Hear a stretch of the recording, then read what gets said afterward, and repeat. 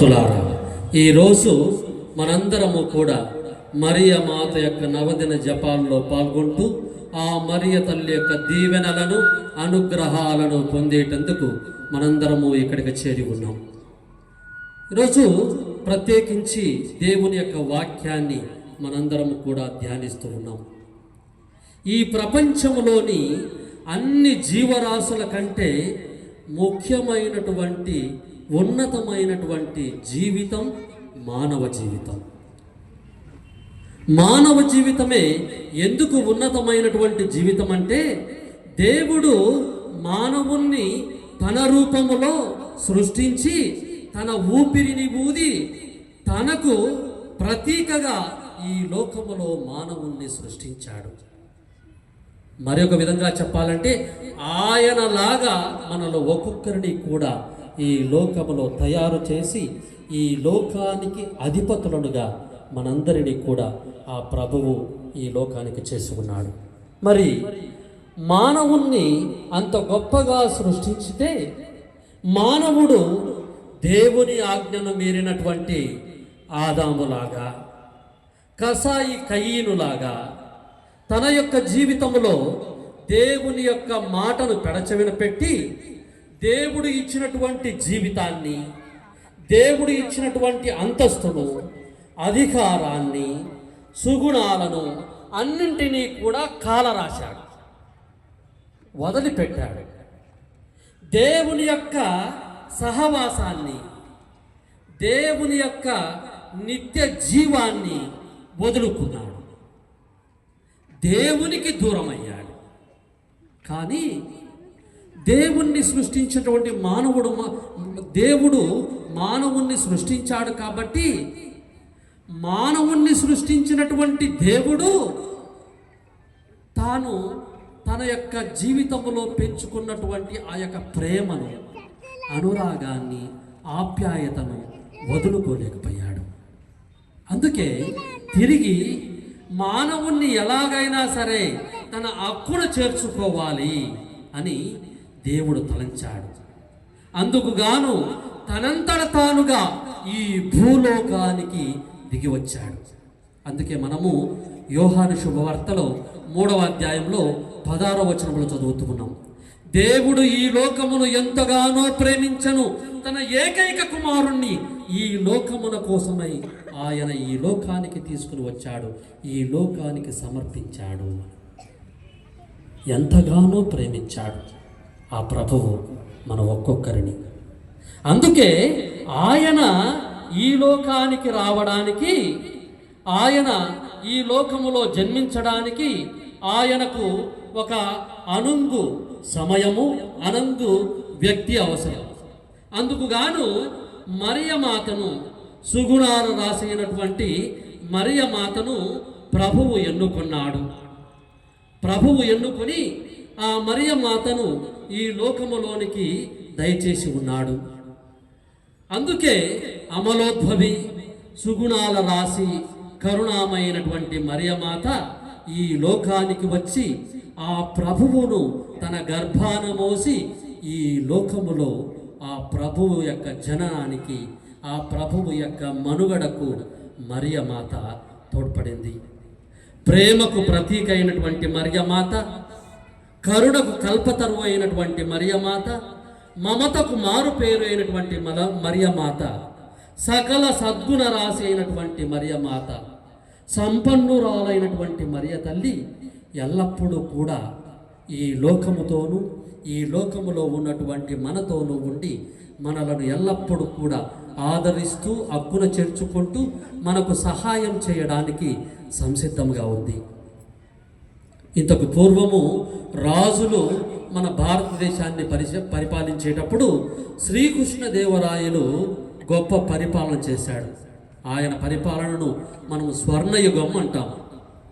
ఎందుకు స్వర్ణయుగం అంటాము అంటే, ఆయన పరిపాలించేటప్పుడు ఆయన రాజ్యములో ఎంతో ఎంతో విలువైనటువంటి వజ్రాలు, రత్నాలు, ముత్యాలు ఇవన్నీ కూడా రోడ్డు పక్కన, దారి పక్కన వాళ్ళు రాసులుగా పోసి వాళ్ళు అమ్మేటటువంటి వాళ్ళంట. అలా అమ్ముతూ ఉండేటప్పుడు ఆ వజ్రాలు, ముత్యాలు, రత్నాలన్నీ కూడా ఆ యొక్క ఎండ తగిలినప్పుడు దగదగా మెరుస్తూ ఆ ప్రాంతమంతా కూడా గొప్ప మెరుపుతో నిండి ఉంటుందంట. మరి మన మరియ తల్లి తన యొక్క జీవితంలో ఆమె సుగుణాలన్నటువంటి వజ్రాలతో, ముత్యాలతో, రత్నాలతో ఆమె యొక్క జీవితం అంతా కూడా అలరారుతూ వచ్చింది.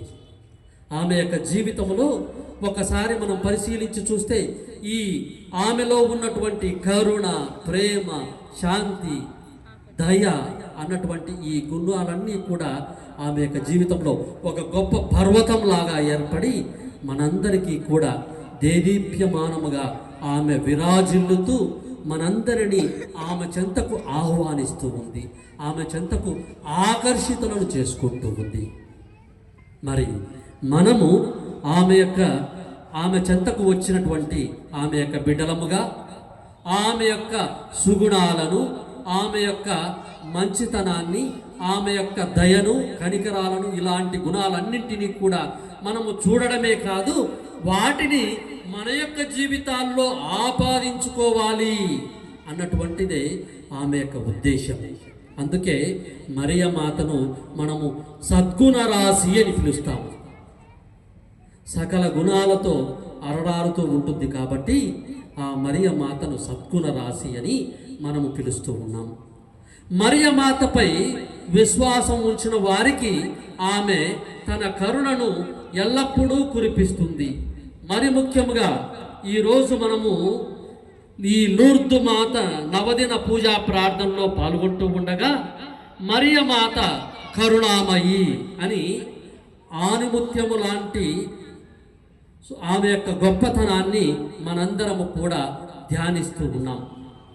మరి మరియ మాత గొప్పతనాన్ని ధ్యానిస్తూ ఉండగా మనందరము కూడా ఆమెలో ఉన్నటువంటి ఆ గొప్పతనాన్ని, ఆ కరుణను మన యొక్క జీవితాల్లో కూడా ఆపాదించుకునేటందుకు మనందరం ప్రయత్నం చేయాలా. మరియ మాత ఒక కరుణానిధి. ఆమె తన జీవితం ద్వారా మనందరికీ ఈ గొప్ప సత్యాన్ని తేటతెల్లం చేస్తూ ఉంది. మరియ మాత జీవితాన్ని ఒకసారి మనం పరిశీలించి చూచినట్లయితే మరియ మాత కరుణను గురించి మనం ఎన్నో చోట్ల మనము ఆమె యొక్క జీవితం ద్వారా మనము తెలుసుకుంటూ ఉన్నాం. ఉదాహరణకి మనము ఈ యొక్క ప్రారంభ వాక్యాల్లో విని ఉన్నాం. మరియ మాత ఎలిజబెతమ్మను సందర్శించుటను గురించి తెలియచేస్తూ ఉంది. ఈ యొక్క లూకా శుభవార్తలో 36వ అధ్యాయంలో గాబ్రియేలు సన్మనస్కుడు మరియ మాత వద్దకు వచ్చి మరియ మాతకు శుభవచనములు తెలియచేస్తూ, ఇదిగో నీవు గర్భము ధరించబోతూ ఉన్నావు, నీవు ఒక కుమారుని కనబోతూ ఉన్నావు, ఆయన ఈ లోకానికి రక్షకుడుగా రాబోతూ ఉన్నాడు అని తెలియచేసినప్పుడు మరియ మాత కలత చెంది, ఇది ఎలాగు జరుగును, నేను పురుషుని ఎరుగను కదా అని అన్నప్పుడు, పవిత్రాత్మ నీపైకి వెంచేసి వచ్చును, సర్వోన్నతుని యొక్క శక్తి నిన్ను ఆవరించును అని తెలియచేస్తూ, నీ చుట్టమగు ఎలిజబెతమ్మను చూడుము. 36వ వచనంలో మనం చూస్తున్నాం.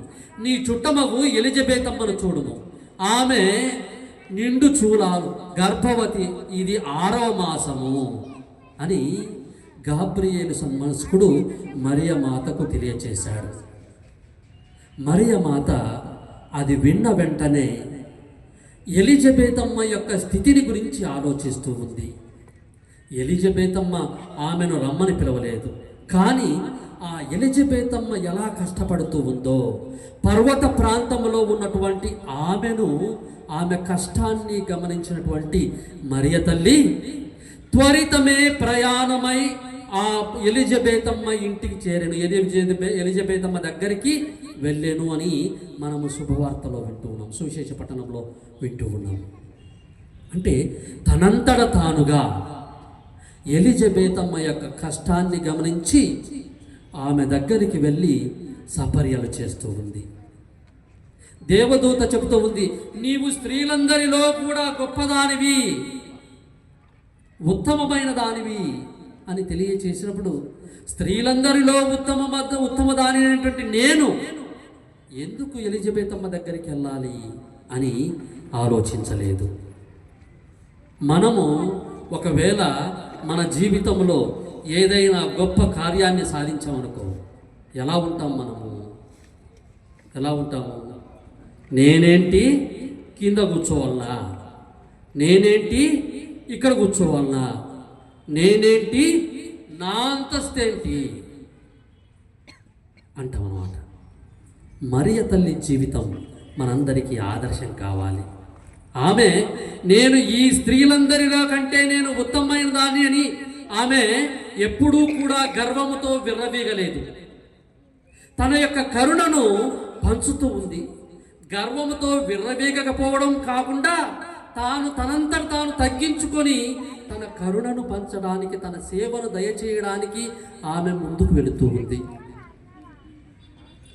ఇక 66వ వచనంలో మనము లూకా శుభవార్తలో 1వ అధ్యాయంలో 56వ వచనంలో మనము చదువుకుంటూ ఉన్నాం. మరియమ్మ 3 నెలలు ఎలిజబెతమ్మతో ఉండి ఆమెకు సేవ చేసి తిరిగి తన ఇంటికి వెళ్ళింది. ప్రియమైన సహోదరి సహోదరులారా, ఎందుకు మరియమాతను మనందరము సద్గుణ రాశి అని పిలుస్తూ ఉన్నాము అంటే ఇది ఒక గొప్ప ప్రతీక, గొప్ప ఉదాహరణ. మనము మన యొక్క జీవితాల్లో ఒకవేళ ఇలాంటి గొప్ప అంతస్తును పొందితే ఎలా ఉంటాము? ఎలా ఉంటాము? ఆత్మ పరిశీలన చేసుకోవాలి. రెండవదిగా, కానాపల్లె విందులో మరియమాత యొక్క బాధ్యతను చూస్తూ ఉన్నాం. మనందరం కూడా చాలాసార్లు పెళ్ళిళ్ళకు పోతూ ఉంటాం. పెళ్ళిళ్ళకు పోయేటప్పుడు అందరం కూడా మంచిగా పట్టు చీరలు కట్టి బాగా మంచి సూటు బూటేసి టై కట్టుకొని పోతాం. పోయి ఎక్కడ కూర్చుంటాం? బాగా ఎక్కడైతే బాగా ఫోటోలు కనపడతాయో, వీడియోలు కనపడతాయో అక్కడ పోయి కూర్చొని పోజులు ఇస్తాం. ఒకరు మనల్ని మా ఇంటిలో ఈ శుభకార్యం జరుగుతూ ఉంది, మరి మీరు రావాలి అని కోరినప్పుడు మనల్ని ఏమని పిలిచారు? ఎందుకని పిలిచారు? ఎవరైతే పిలుస్తారు? ఎవరైనా మన శత్రువులు మన దగ్గరకు వచ్చి నా ఇంట్లో పండగ జరుగుతుంది రా అంటారా? అనరు. ఎవరైనా సరే నా వాళ్ళు అనుకున్నప్పుడు మన దగ్గరకు వచ్చి మనల్ని ఆహ్వానిస్తారు. మరి మరియమాతను కూడా వాళ్ళు పిలిచినప్పుడు మరియమాత ఏమనుకున్నది? ఇది నా కుటుంబము అనుకున్నది. మనలాగా సూటు బూటేసుకోనో లేకపోతే పట్టు చీర కట్టుకోనో ఆభరణాలు పెట్టుకొని పోయి చక్కగా కూర్చొని ఫ్యాన్ కింద కూర్చోవాలి. ఆమె ఇది నా కుటుంబము, నా కుటుంబము కాబట్టి నేను బాధ్యత తీసుకొని నేను అందరి కోసం చూడాలి, అందరి కోసం నేను ఆలోచించాలి. మనలో ఉన్నటువంటి ఆలోచన, మరియమాతలో ఉన్నటువంటి ఆలోచన ఇదే తేడా. మనలో ఆలోచన నేను, నాకు, నాది అంటాం. మరియమాత మనది, మీరంతా నా వాళ్ళు అంటున్నాం. అందుకే అక్కడ ద్రాక్షారసము తక్కువ పడినప్పుడు పెళ్లి కూతురు బంధువులో అమ్మా నాన్ననో, పెళ్లి కొడుకు అమ్మా నాన్ననో బంధువులో వచ్చి దాన్ని చూడలేదు. మరియమాత గమనిస్తూ ఉంది. ప్రియమైన సహోదరి సహోదరులారా, మరియమాత మనతో ఉంటే అన్నీ మనకున్నట్లే. మరియమాత మనతో ఉంటే అన్నీ మనకున్నట్లే. ఎలా మనకున్నట్లు? ఈ పెళ్లిలో కానాపల్లెలో ఆ పెళ్లిలో జరిగేటప్పుడు మరియమాత అక్కడ ఉంది కాబట్టి ఆ ద్రాక్షారసము తక్కువ పడినా కూడా ఆమె తన కుమారుని ద్వారా అద్భుతము చేయగలిగింది. ఆ మరియమాతే మన జీవితాల్లో ఉంటే మన జీవితం ఇంకెంత అద్భుతంగా ఉంటుందో చూడు. కష్టాలు వచ్చినా, బాధలు వచ్చినా, నష్టాలు వచ్చినా, వ్యాధులు వచ్చినా ఆ మరియ తల్లి ఎల్లప్పుడూ మనతో ఉండి మనల్ని కాచి కాపాడుతుంది. ఆ మరియ తల్లి మనతో ఉండి మనల్ని ఎల్లప్పుడూ కూడా కాచి కాపాడుతుంది. రోమియోలకు రాసిన లేఖలో 8వ అధ్యాయంలో 28వ వచనంలో మనందరం చదవచ్చు. దేవుని ఆజ్ఞానుసారము నడిచేటటువంటి వారికి అన్నియు అంతయు మంచికే సమకూరునట్లు ఆయన చూచును, దేవుడు చూస్తాడు. అలాగే మరియమాత మనతో ఉంటే అన్నియు అంతకు మంచికే సమకూరునట్లు ఆమె చూస్తుంది. ఆమె చూస్తుంది, మనం చూడాల్సిన అవసరం లేదు. ప్రియమైన సహోదరి సహోదరులారా, మనము దేనికోసం ప్రాకులాడుతున్నాం మన జీవితంలో? మరియమాత మనతో ఉండాలనా? దేవుని యొక్క వాక్యం మన యొక్క హృదయాల్లో ఫలించాలనా? లేకపోతే మనము ఈ ప్రాపంచిక విషయాల కోసం మనం ప్రాకులాడుతూ ఉన్నామా? ఈరోజు ఆత్మ పరిశీలన చేసుకోవాలి. నిజంగా మరియమాత మనతో ఉండాలి అనుకుంటే, దేవుని యొక్క వాక్యం మనలో ఫలించాలి అనుకుంటే, మనము కూడా మరియమాత యొక్క సుగుణాల కోసం మనము ఎల్లప్పుడూ పాటుపడతాం. మన యొక్క జీవితాల్లో ప్రయత్నం చేస్తాం. మరియమాతలాగా మనము కూడా కరుణను, ప్రేమను మనము అధికముగా మన జీవితాల్లో ఉత్పత్తి చేస్తాం. ఉదాహరణకి మనము పునీత చిన్న తెరేసమ్మ గారి యొక్క జీవితాన్ని చూస్తే, పునీత చిన్న తెరేసమ్మ గారి జీవితంలో ఆమె ఎంతో బాధలతో, కష్టాలతో ఉన్నది, అనారోగ్యంతో ఉంది. అయినా కూడా చిన్న తెరేసమ్మ గారు ఎవరైనా ఆమె ముందు కనపడితే తనకున్నటువంటి బాధను, కష్టాన్ని పక్కన పెట్టి చిరునవ్వు నవ్వుతుందంట. మరి మనమేం చేస్తాము? మనకు బాధలు, కష్టాలు వస్తే ఎవరైనా కనపడితే పిలిచి లబో దిబో అని చెప్పేసి మన యొక్క బాధలు, కష్టాలన్నీ చెప్పడానికి మనము ఇష్టపడతాం. మొత్తం అంతా చెప్తాం. వాడు మళ్ళీ తిరిగి రాకూడదు, అమ్మాయి మళ్ళీ తిరిగి రాకూడదు అన్న మందికి. ఎందుకంటే మళ్ళా పోతే ఇదే చెప్తా ఉంటుందని చెప్పేసి కొన్నిసార్లు రాకుండా వెళ్ళిపోతారు అన్నమాట. కొంతమంది దగ్గర వినాం అనుకో, వాళ్ళు చెప్పిందే చెప్పి వాళ్ళ యొక్క జీవితాల్లో జరిగిన విషయాలు చెప్పిందే చెప్పి మళ్ళా అంత బోర్ కొడుతుంటారు అన్నమాట. అందుకని వాళ్ళు అట్లా వస్తుంటే ఇంకొక పక్క నుండి దారిపోవడానికి చూస్తారు. ప్రియమైన సహోదరి సహోదరులారా, మన జీవితం ఎలా ఉంది? ఊరికే మనము నవదిన జపాల్లో పాల్గొంటే కాదు, ఆ మరియ తల్లిని గురించి వింటే కాదు, విన్నదానిని మన యొక్క జీవితాల్లో ఆకలింపు చేసుకోవాలి, ఆచరణలో పెట్టాలి. అప్పుడే మన యొక్క జీవితం ఫలిస్తుంది. మొట్టమొదటగా మనము ప్రార్థన చేశాం. 30 60 100 దేవుని యొక్క వాక్యం మన యొక్క హృదయాల్లో ఫలించాలని ప్రార్థన చేసుకున్నాం. మరి దేవుని యొక్క వాక్యం మన యొక్క హృదయాల్లో ఫలించడానికి ప్రయత్నం చేస్తూ ఉన్నామా? ఇక మూడవదిగా, మరియమాత యేసు ప్రభువు సిలువ మోస్తూ ఉంటే మరియమాత ఎదురుపడుతూ ఉంది. సిలువ మార్గంలో 4వ గుర్తు ఏందది? దేవమాత యేసు ప్రభువుకు ఎదురుపడుట. యేసు ప్రభువు సిలువను మోస్తూ ఉన్నాడు. మరియ తల్లి ఆయనకు ఎదురుగా వెళుతూ ఉంది. ఆమె లబోదిబోను కొట్టుకోలేదు. నా కుమారుడు ఇంతగా కష్టపడుతున్నాడే, ఇలాంటి అనవసరమైనటువంటి ఇలాంటి శిక్ష పడిందే అని చెప్పేసి ఆమె ఎవరిని నిందించలేదు. ఆమె దేవుని యొక్క ప్రణాళికను నెరవేర్చేటందుకు ఆ దేవమాత కరుణను చూపిస్తూ యేసు ప్రభువుకు ఆమె సహాయపడుతూ ఉంది. ఆమె స్ఫూర్తినిస్తూ ఉంది. దేవుని యొక్క ప్రణాళిక నెరవేర్చేదానికి ఎంతకైనా మనం సిద్ధంగా ఉండాలని చెప్పేసి ఆమె స్ఫూర్తినిస్తూ ఉంది. మరి అలాంటి గొప్ప కరుణామయి మనతో ఉంది. మనందరము ఎలాంటి స్ఫూర్తితో మన యొక్క జీవితాల్లో జీవిస్తున్నాం? ఈరోజు ఆత్మ పరిశీలన చేసుకోవాలి. అలాగే సిలువ కింద మరియమాత నిలబడి ఉంది. యేసు ప్రభువును సిలువ వేశారు. మరియమాత సిలువ క్రింద నిలబడి ఉంది. సిలువ క్రింద ఉన్నటువంటి వాళ్ళందరూ కూడా గొల్లున ఏడుస్తూ ఉన్నారు. మరియమాత యొక్క హృదయం కూడా ద్రవిస్తూ ఉంది. అయినా కూడా ఇది దేవుని చిత్తము, దేవుని చిత్తము అని తనలో ఉన్నటువంటి జాలి గుణాన్ని, తనలో ఉన్నటువంటి కరుణను ప్రదర్శిస్తూ ఉంది.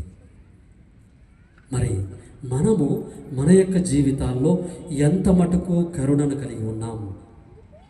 ఎవడైనా మనకు సరిపోని వాళ్ళు ఎవరైనా మన ముందుకు వస్తే ఏం చేస్తాము? వాళ్ళని ఏదో ఒక విధంగా వాళ్ళల్లో కోపము రేకెత్తేటట్టు చేస్తాం. వాళ్ళని చూసి భూమి వేయడము, లేకపోతే ఇంకోటి చేయడము ఏదో ఒక విధంగా వాళ్ళని ఇంకా కోపంతో రగిలేటట్టు చేస్తాం. కానీ మరియ మాత ఏం చేస్తుంది? తన యొక్క కరుణను కురిపిస్తుంది. అక్కడ ఉన్నటువంటి భటులు, అక్కడ ఉన్నటువంటి సైనికులు వాళ్ళందరూ అక్కడే ఉన్నారు. కానీ మరియ మాత పల్లెత్తు మాట అనడం లేదు. మరియ మాతలో ఉన్నటువంటి కరుణ. మరి మన జీవితాల్లో మనము ఏ విధంగా ఉన్నాం? ఇక 5వదిగా యేసు ప్రభు యొక్క శరీరాన్ని ఆ యొక్క శిలువ నుండి దింపి మరియ మాత యొక్క ఒడిలో ఉంచుతూ ఉన్నారు.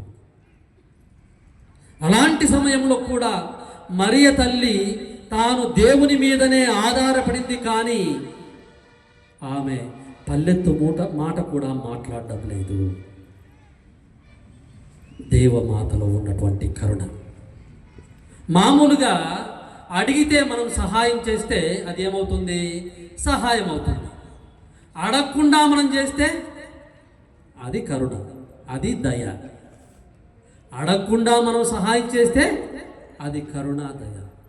మరియ మాత యొక్క జీవితాన్ని మనం పరిశీలించి చూస్తే మరియ మాత అడగక ముందే ఆమె సహాయం చేయడానికి ముందుకు వస్తూ ఉంది. ఈ యొక్క ఐదు మనం విన్నటువంటి ఈ యొక్క 5 సంఘటనల్లో మనకు ఒకటి అర్థమవుతుంది. అడగకపోయినా కూడా మరియ మాత సహాయానికి ముందుకు వస్తూ ఉంది. మరి మనము మన యొక్క జీవితాల్లో ఎలాంటి జీవితాన్ని జీవిస్తూ ఉన్నాము?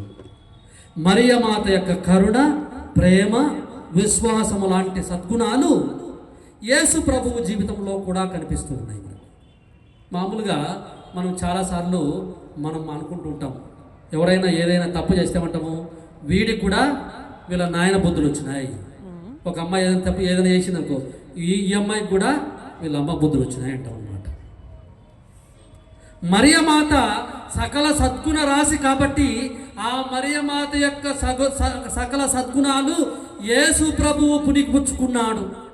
యేసు ప్రభువు యొక్క జీవితంలో అవన్నీ కూడా పరిపూర్తి అవుతున్నాయి. ఉదాహరణకి మనము మత్తయి శుభవార్తలో 9వ అధ్యాయంలో 36వ వచనంలో చూస్తే యేసు ప్రభువు అక్కడ ఉన్నటువంటి జన సమూహాన్ని చూసి వాళ్ళందరూ కూడా కాపరి లేని గొర్రెల వలె ఉన్నటువంటి వారిని చూచి ఆ కరుణామయుని కడుపు తరుగుకొని పోయెను అని ఆ వాక్యాల్లో రాసి ఉంటుంది. జన సమూహము వాళ్ళు పలు విధాలుగా ఉన్నటువంటి వాళ్ళందరినీ చూసి కూడా ఆ కరుణామయుడి యొక్క కడుపు తరుగుకునిపోయింది. అంటే మరియ మాత చూపించినటువంటి కరుణ యేసు ప్రభువులో కూడా మనం చూస్తున్నాము.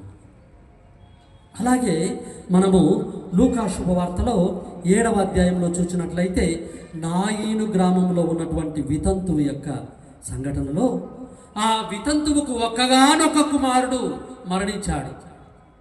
అందుకని ఆ వితంతువు కన్నీరు మున్నీరుగా ఏడుస్తూ ఉంది. ఆ గ్రామం అంతా కూడా చాలా బాధపడుతూ ఉంది. అలాంటి సమయంలో యేసు ప్రభువు అక్కడికి వెళ్ళాడు. 7వ అధ్యాయము 13వ వచనంలో లూకా శుభవార్తలో తెలియచేయబడుతుంది అన్నమాట.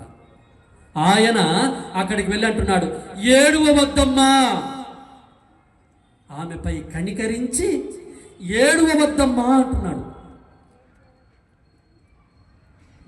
యేసు ప్రభువులోని కరుణ మనం చూస్తూ ఉన్నాము. ఆ బాలుణ్ణి తిరిగి జీవంతో లేపుతూ ఉన్నాడు. కష్టాల్లో ఉన్నప్పుడు, వ్యాధుల్లో ఉన్నప్పుడు, బాధల్లో ఉన్నప్పుడు, నష్టాల్లో ఉన్నప్పుడు యేసు ప్రభువు చూపించినటువంటి ఆదరణను చూస్తే మరియ తల్లి ఆదరణ, మరియ తల్లి యొక్క ప్రేమ, మరియ తల్లి యొక్క కరుణ మనకు గుర్తొస్తాయి. మరి మన పిల్లలు ఏ విధంగా ఉన్నారు? మన కుటుంబాల్లో మనము ఏ విధంగా ఉన్నాం? ప్రతి సంవత్సరం మనము ఈ నవదిన జపాలు చెప్పుకుంటాం, నవదిన ప్రార్థనలో పాల్గొంటాం, పూజల్లో పాల్గొంటాం, ప్రతి శనివారము మనం మరియమాత గురించి స్మరిస్తాం. కానీ మనము మన యొక్క జీవితాలను ప్రతి దినము మార్చుకోకపోతే, మన యొక్క జీవితాల్లో మార్పు అనేది చోటు చేసుకోకపోతే మనము వినేటటువంటి ఈ యొక్క ప్రసంగము, చేసేటటువంటి ప్రార్థన, పాల్గొనేటటువంటి పూజలు అన్నీ కూడా వ్యర్థమే. మరియమాత సద్గుణాలు మనందరము ఆకలింపు చేసుకున్నప్పుడే మన జీవితం కూడా సార్థకతమవుతుంది. మన జీవితం దేవుని యందు ఫలిస్తుంది. కాబట్టి కరుణామయ అయినటువంటి మరియమాత తన యొక్క ఉనికిని ఎన్నో చోట్ల అగుపించడం ద్వారా, దర్శనం ఇవ్వడం ద్వారా ఆ మరియ తల్లి మళ్ళీ మళ్ళీ మళ్ళీ మళ్ళీ మనకు గుర్తు చేస్తుంది. ఏమని గుర్తు చేస్తుంది? మన యొక్క జీవితాల్లో మార్పు రావాలని, మనము దేవునికి అనుంగు బిడ్డలముగా జీవించాలని, మన యొక్క జీవితాల్లో ఆమె యొక్క తోడ్పాడు ఇవ్వడానికి ఎల్లప్పుడూ సంసిద్ధముగా ఉంది. మరి